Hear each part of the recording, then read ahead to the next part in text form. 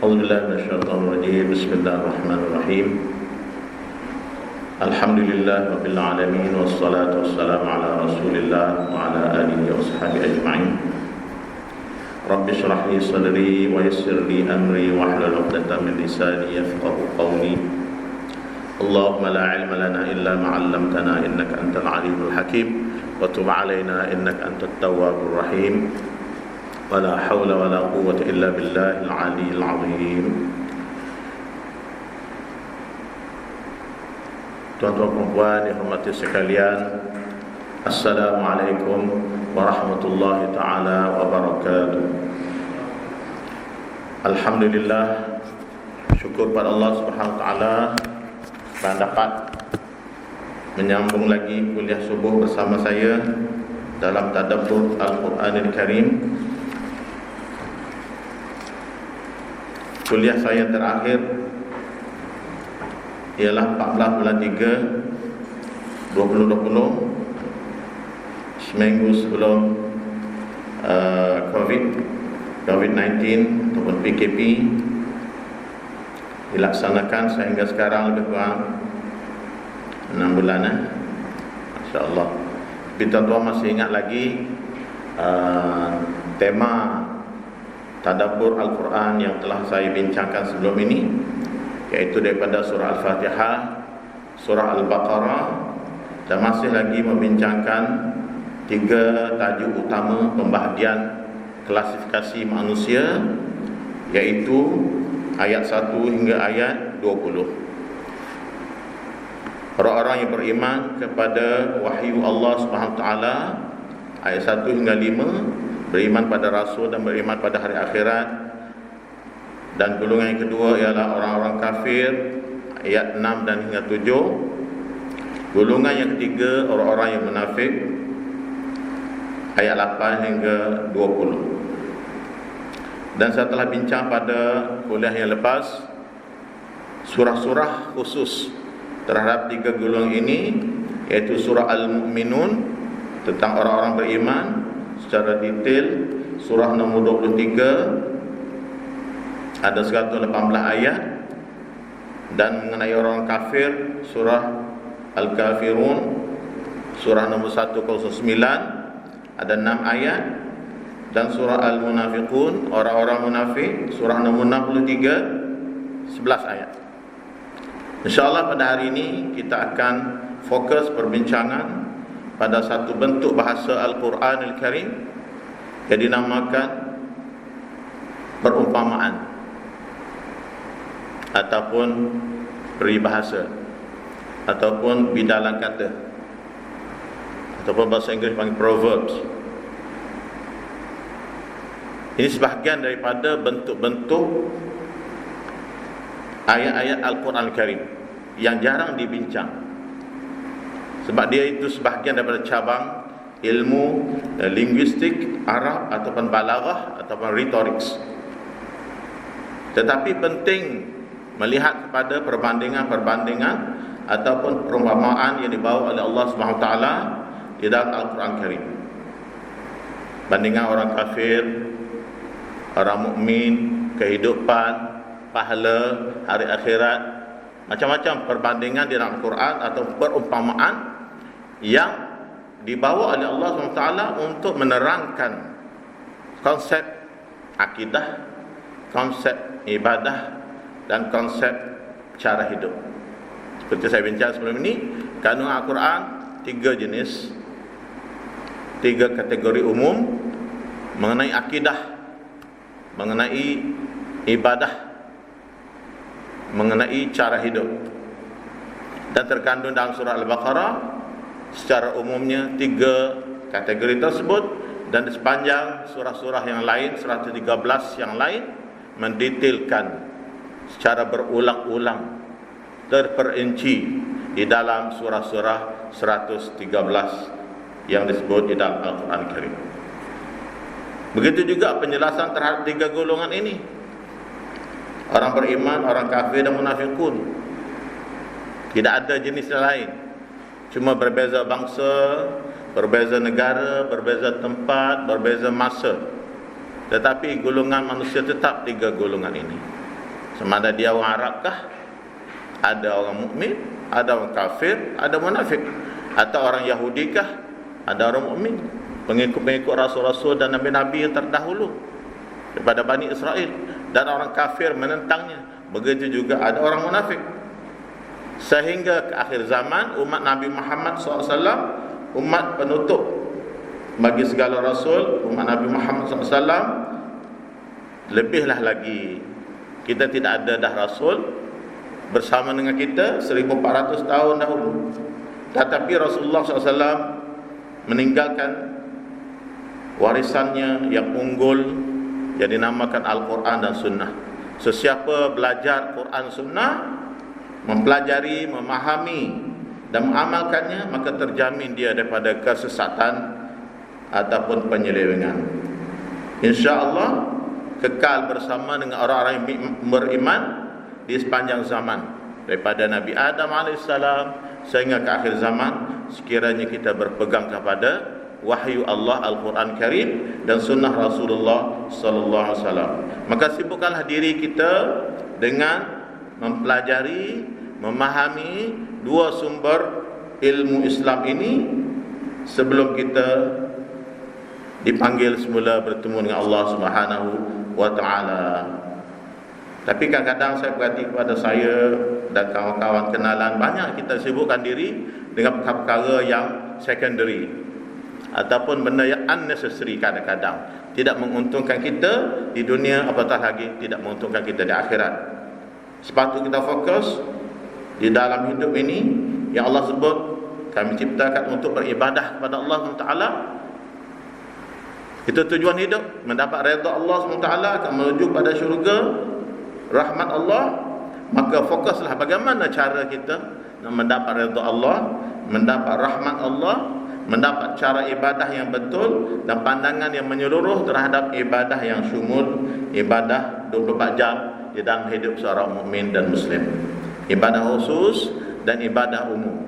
Way of life ikut cara Islam, dan begitu juga arahan-arahan dalam Al-Quran dan hadis dipatuhi, larangan-larangan dalam hadis dan Al-Quran dijauhi, dan orang-orang pelopor di kalangan kaum mukmin kita kenali, iaitu orang soleh, dan orang-orang jahat yang menentang Islam kita harus kenali.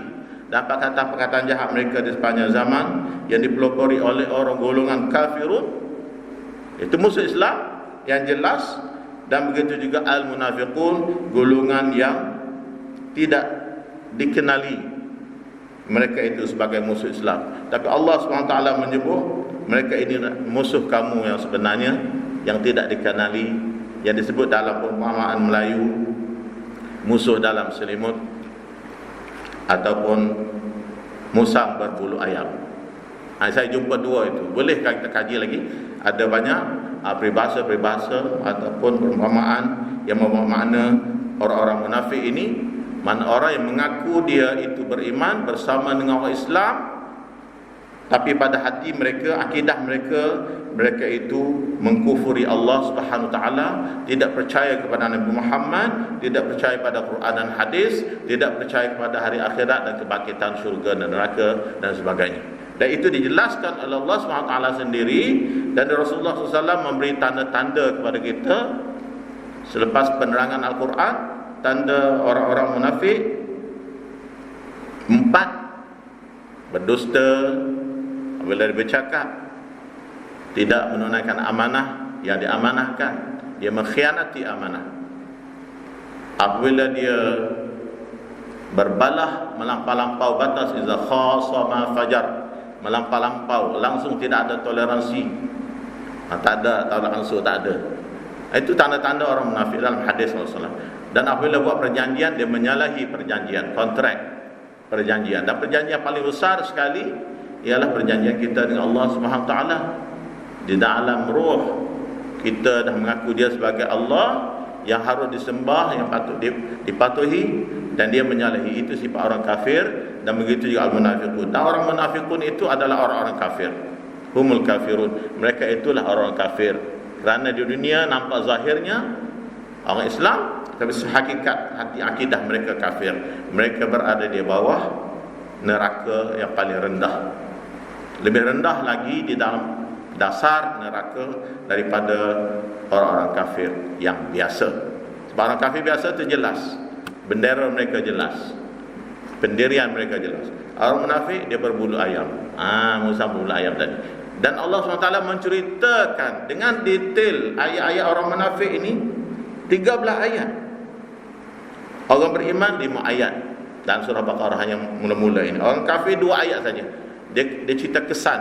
Orang kafir sudah Allah dah seal hati mereka sebab keangkuhan, kemokakan ataupun penentangan yang jelas-jelas secara berterusan terhadap kerasulan nabi-nabi dan rasul-rasul.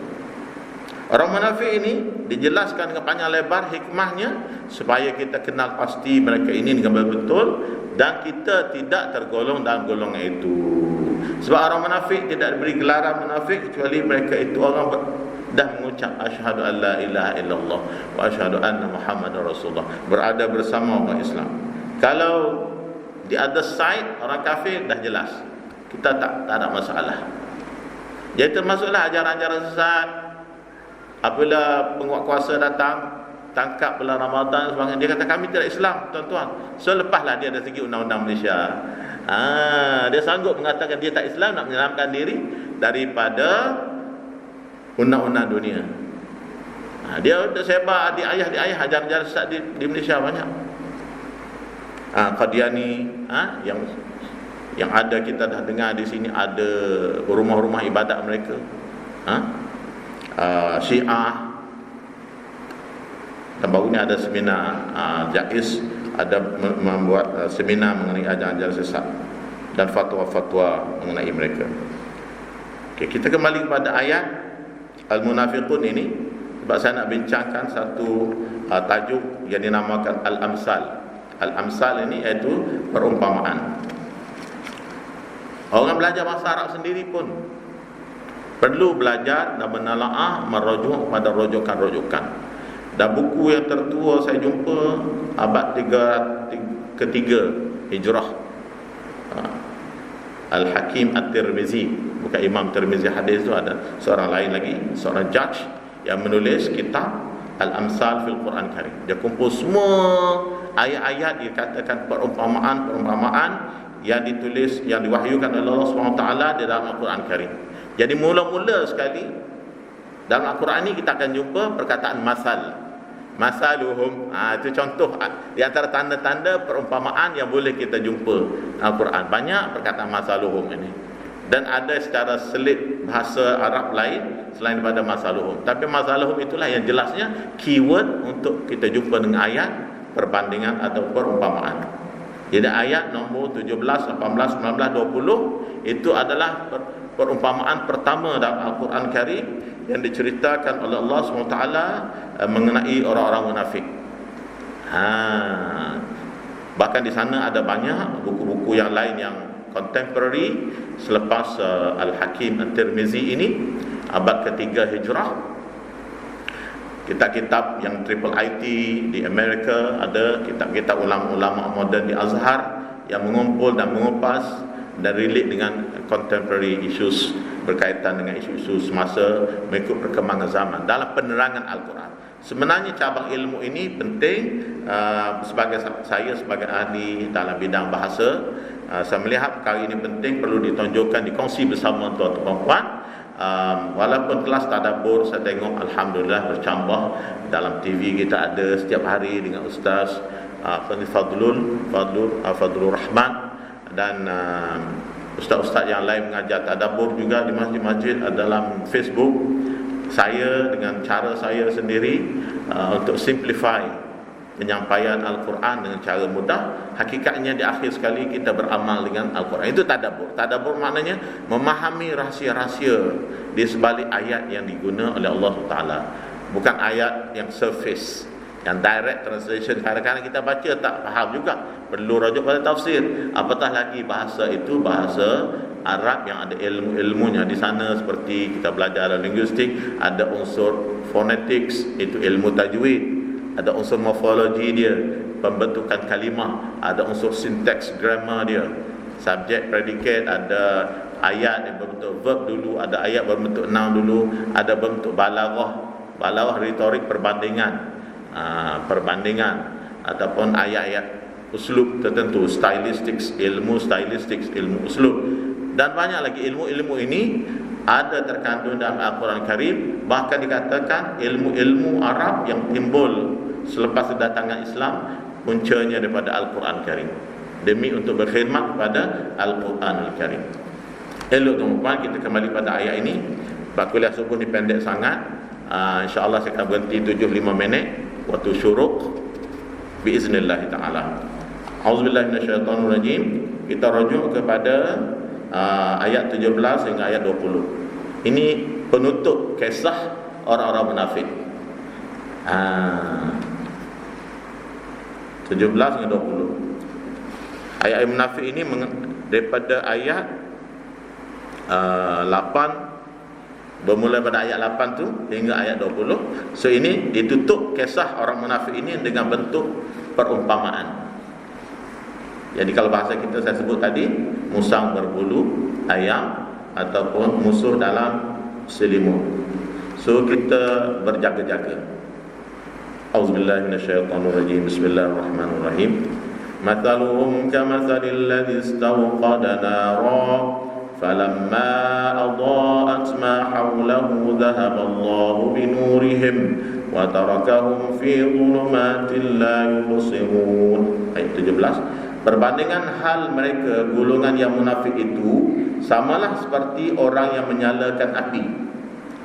Apabila api itu menerangi sekelilingnya, tiba-tiba Allah hilangkan cahaya yang menerangi mereka dan dibiarkannya mereka dalam gelap gelita, tidak dapat melihat sesuatu pun. Faham tak ayat terjemahan itu? Boleh faham sikit, tapi apa relevannya dengan keadaan kita yang kita cakap dakwah munafik ini? Apinya, padangnya, kok mana? Itu orang Arab sendiri pun kena kaji. Ini maksud saya perumpamaan. Okey, saya baca ayat seterusnya baru saya terangkan. Ayat ke-18. Summun bukmun umyun fahum la yarji'un. Mereka seolah-olah orang yang pekak. Allah beri sifat mereka ini, orang munafik, pekak, bisu, buta. Dengan keadaan itu mereka tidak dapat kembali kepada kebenaran. Okey, boleh faham mereka tu pekak, bisu, buta. Tapi kok mana, macam mana boleh jadi macam tu? Apa syarahnya? Nombor 19. Au kasaybin minas samaa'i fihi dhulumatun wa ra'dun wa barqun yaj'aluna asabi'ahum fi adhanihim minas sawa'iqi hadaral maut wallahu muhitun bil kafirin. Atau bandingannya, ini bandingan yang kedua. Ada dua perbandingan di sini atau perumpamaan. Satu seperti api, nombor dua seperti hujan yang turun dari langit. Kok mana? Atau bandingannya seperti orang-orang yang ditimpa hujan, lebat dari langit, bersama dengan gelap gelita dan guruh serta kilat. Mereka menyumbat jarinya ke dalam telinga masing-masing dari mendengar suara petir kerana mereka takut mati. Masakah mereka boleh terlepas sedangkan pengetahuan dan kekuasaan Allah meliputi orang-orang yang kafir itu? Jadi disebut orang kafir di sini orang munafik tadilah. Orang kafir di sini orang munafik yang terus melawan Rasulullah, melawan Islam. Dia beriman pada asalnya atau mengaku dia beriman, tapi dia terus berdegil, menentang-menentang, maka akhirnya dapat sifat kafir yang jelas. Wallahu muhitun bil kafirin. Ayat 20. Yakadul barqu yakhtafu absarahum kullama adha'a lahum mashaw fihi wa idza azlama 'alaihim qamu walau syaa'a Allahu ladhahaba bisam'ihim wa absarihim innallaha 'ala kulli syai'in qadir. Kilat itu pula hampir-hampir menyambar penglihatan, menghilangkan penglihatan mereka. Tiap-tiap kali kilat itu menerangi mereka dengan pancarannya, mereka berjalan dalam cahayanya. Dan apabila gelap menyelubungi mereka, berhentilah mereka menunggu dengan bengongnya. Dan sekiranya Allah menghendaki, nescaya dihilangkannya pendengaran dan penglihatan mereka. Sesungguhnya Allah Maha Kuasa atas tiap-tiap sesuatu. Jadi kalau kita baca tak faham, kita skip lah, biasa macam tu. Jadi budaya skip ni kalau boleh kita tinggalkan. Jangan kita ignore je. Kita baca tak faham, tinggal. Baca tak boleh. Bila kita tak faham, kita sedih. Quran sebut orang yang faham perumpamaan ini hanya orang ulama namanya, orang alim. Jadi cubalah kita mengangkat upgrade supaya kita alim, kita jadi faham. Jadi Allah hantar Quran ini kepada different categories of people. Orang layman, dia boleh faham cara dia. Macam soalan mengenai akidah zaman dahulu. Apa tanda wujud Tuhan? Tanya orang Badui, dia kata itu unta. Kalau kita tengok ada najis dia, adalah tuan dia, unta tu. Itu tanda dia. Senang saja. Tanda ada unta, tengok najis dia tengah jalan, ya mesti ada ibu dia. Begitu ada alam ini, dia kata adalah pembuat dia, mudah, very simple. Seorang Badui ditanya mengenai dalil akidah, kewujudan Tuhan penciptaan. Tapi that simplicity tak boleh di generalize pada semua orang. Orang yang educated, profesor, pemikir, filosofer, dia nak kaji, berfikir lagi. Sebab kita ada pemikiran yang hebat Tuhan bagi. Orang yang pergi sekolah, belajar berbagai background, ilmu yang diberi Allah Ta'ala itu membantu dia untuk mengukuh lagi hujah-hujah tentang kewujudan pencipta alam. Jadi fakta-fakta sains, astronomi, cakrawala, biologis, chemistry, fizik dan sebagainya ilmunya untuk menyokong kewujudan Allah Ta'ala. Itu diutarakan oleh pakar-pakar ilmu masing-masing. Itu contoh. Jadi 4 ayat ini tuan-tuan, apa penerangan dia? Harap saya dapat memahamkan diri saya dan tuan-puan. Sekali ada unsur api, sekali unsur air. Jadi kitab-kitab saya rujuk banyak menceritakan perbincangan mengenai api dan air. Kenapa api? Kenapa air? Itu nombor satu yang kita kena faham. Allah guna api di sini kerana daripada apilah, daripada dahulu sampai sekarang, sampai selama-lamanya manusia meminta bantuan untuk mendapat penerangan, cerah untuk hidup. Daripada api ialah punca kehidupan. Sampai elektrik pun dinamakan daripada api, walaupun tak menyala kan. Jadi pada api, bahan api, ada bahan air, ada bahan udara, ada bahan tanah. Itu unsur-unsur udara, api, air, tanah. Jadi api ini, kalau orang Badui mudah faham. Di padang pasir mereka menyalakan api untuk mendapat cahaya, mendapatkan kepanasan di musim sejuk. Dia sumber kehidupan. Tapi Allah SWT di sini menceritakan tentang cahaya api yang dinyalakan. Apabila mereka menyalakan api, maka teranglah cahaya sekeliling. Apa maksud terang cahaya di sini dalam ayat Al-Quran? Ulama memberi penerangan, ketika dia mengaku dia beriman, sebenarnya dia sudah dapat cahaya. Kerana iman itu nur, cahaya.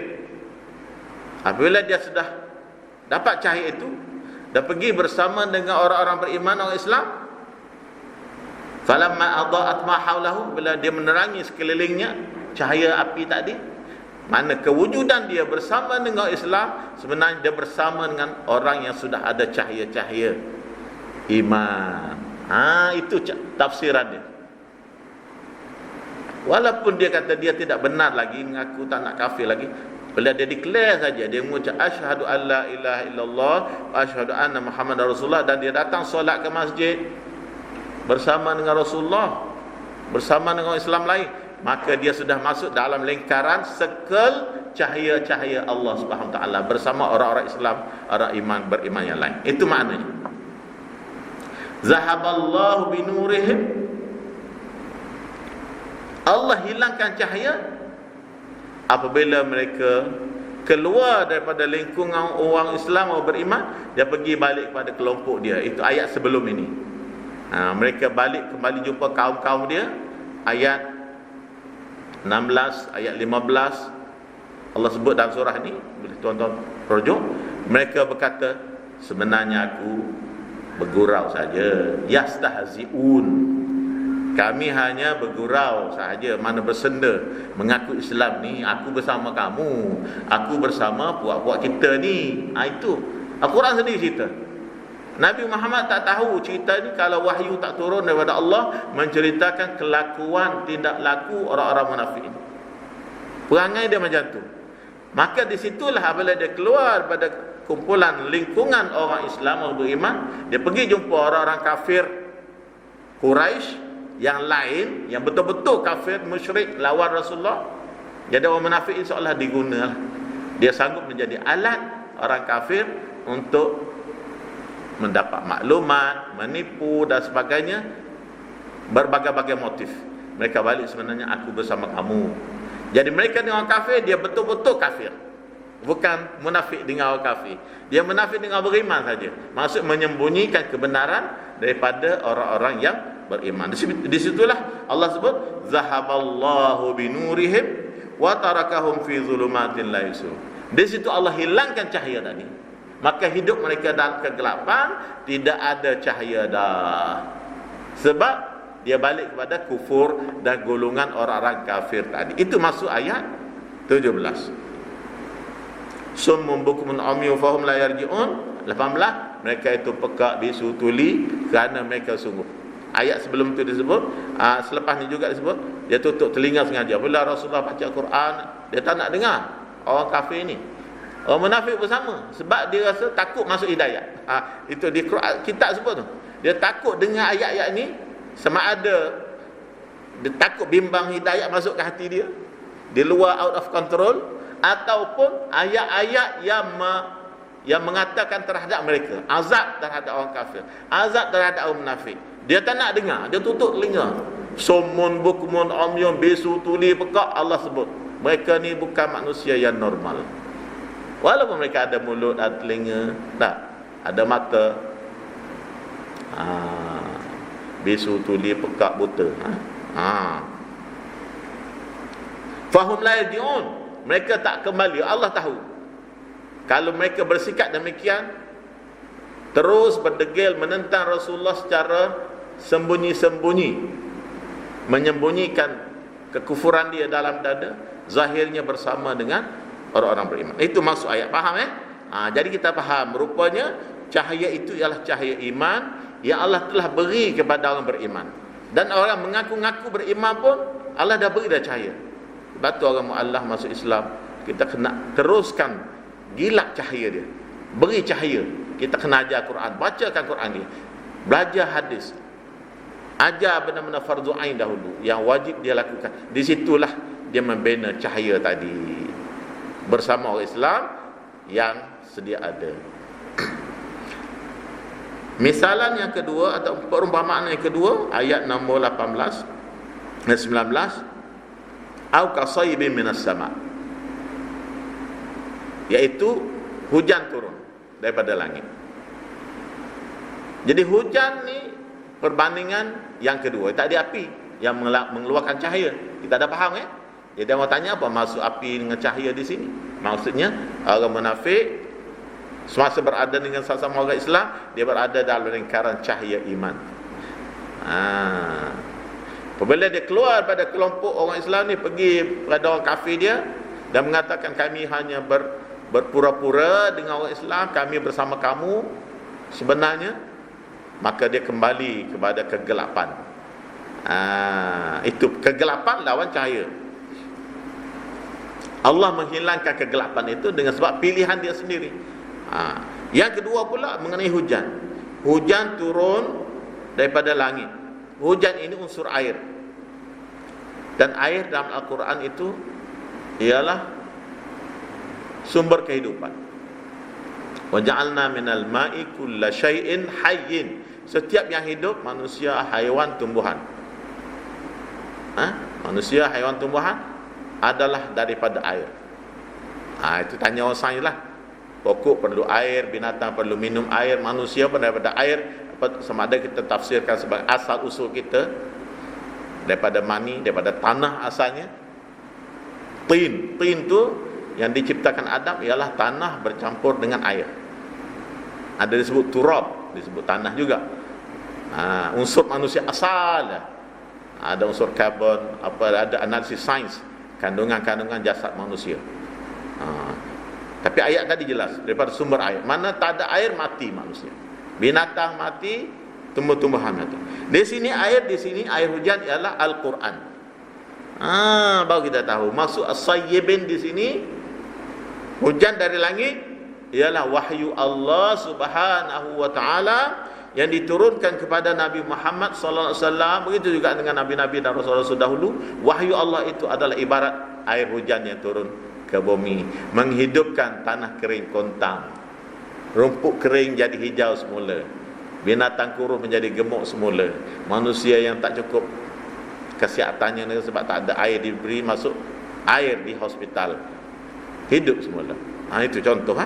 Jadi sumber kehidupan ialah air. Begitu juga wahyu Allah Subhanahu wa taala diturunkan dari langit kepada Rasulullah SAW untuk disampaikan kepada manusia supaya mereka hidup, jiwa mereka hidup, pemikiran mereka hidup, jasad mereka hidup, hidup secara sistem wahyu, kenal Allah SWT, hidup berakhlak mulia, mempunyai tamadun, membina sistem kehidupan daripada individu kepada keluarga, pada kemasyarakatan, kepada kenegaraan, hubungan antara bangsa, perang dan damai, sistem ekonomi, pendidikan dan sebagainya adalah berdasarkan pada wahyu Allah. Itu namanya air hujan, sumber kehidupan. Al-Quran sumber kehidupan, dan as-sunnah, hadis Nabi dikategorikan dalam bentuk wahyu juga.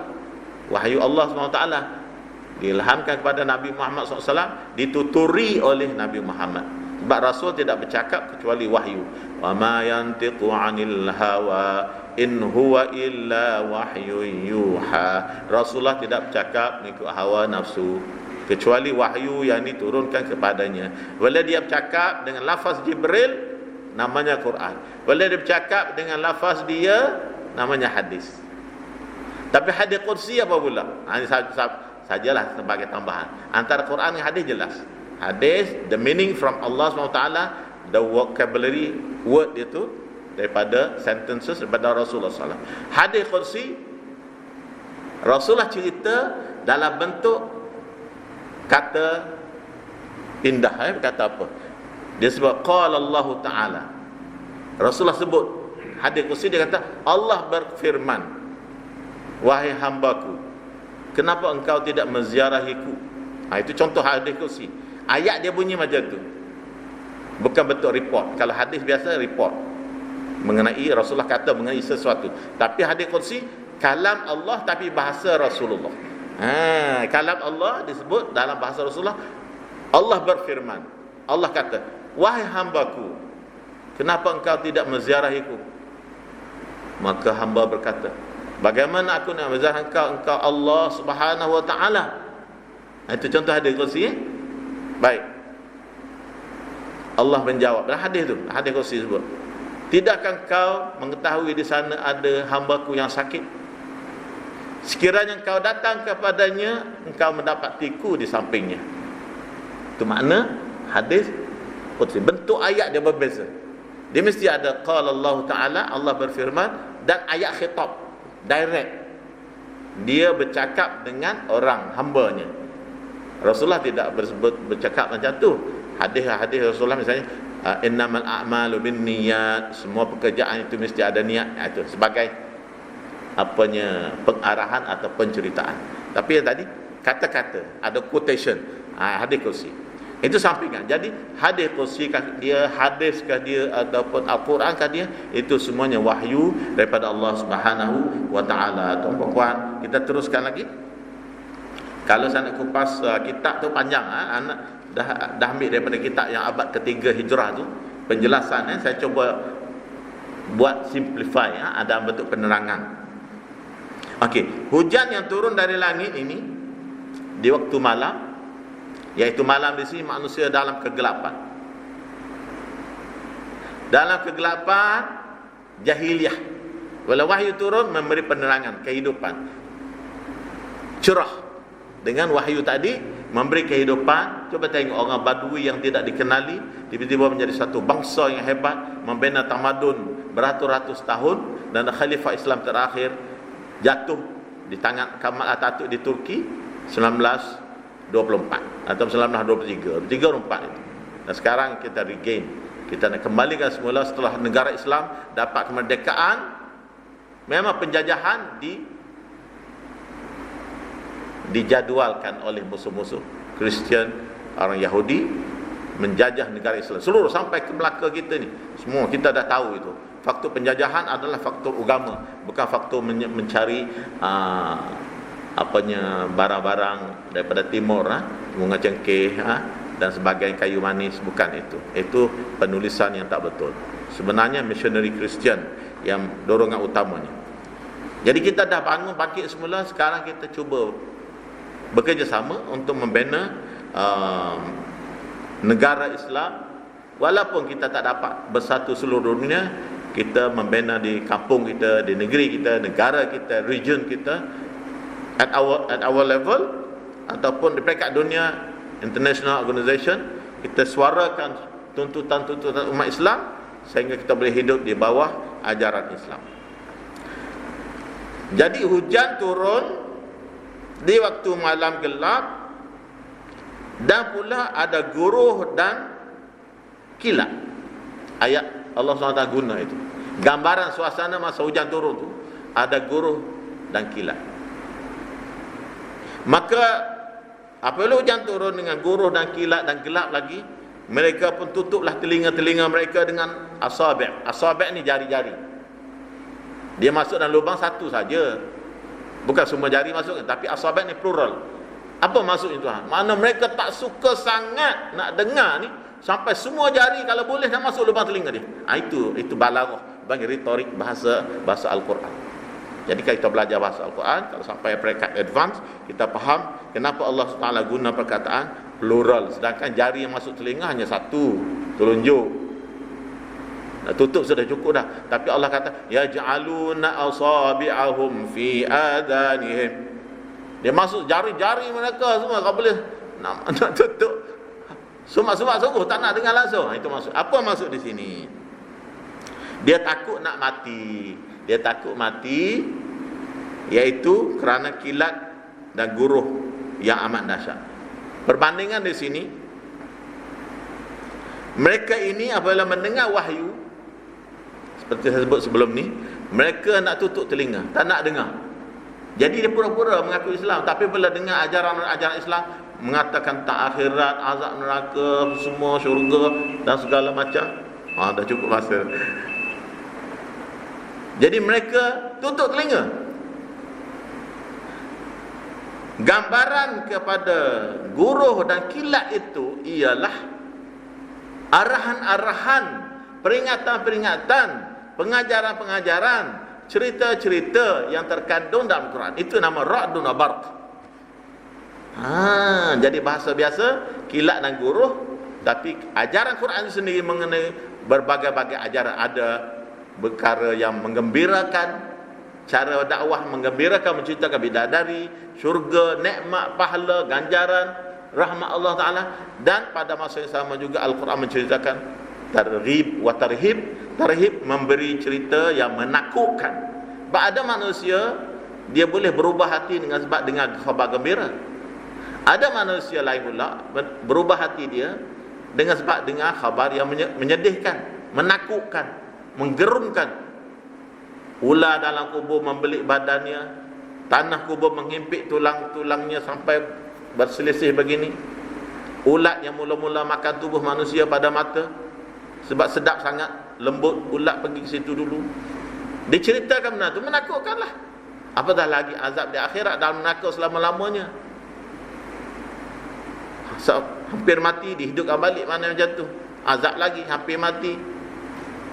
elok balik kulit dia bakar lagi. Itu cerita, dia ceritakan benda-benda azab ini untuk mengubah pemikiran manusia yang hidup yang indah tak indahnya, tak peduli kehidupan di sana. Jadi saya janji nak berhenti syuruk, jadi minta maaf saya berhenti ayat situ dulu. InsyaAllah kita sambung siri berikutnya sebahagian akhir daripada penerangan Al-Amsal dalam Quran ini. Wabillahi taufiq wal hidayah. Wassalamualaikum warahmatullahi taala wabarakatuh.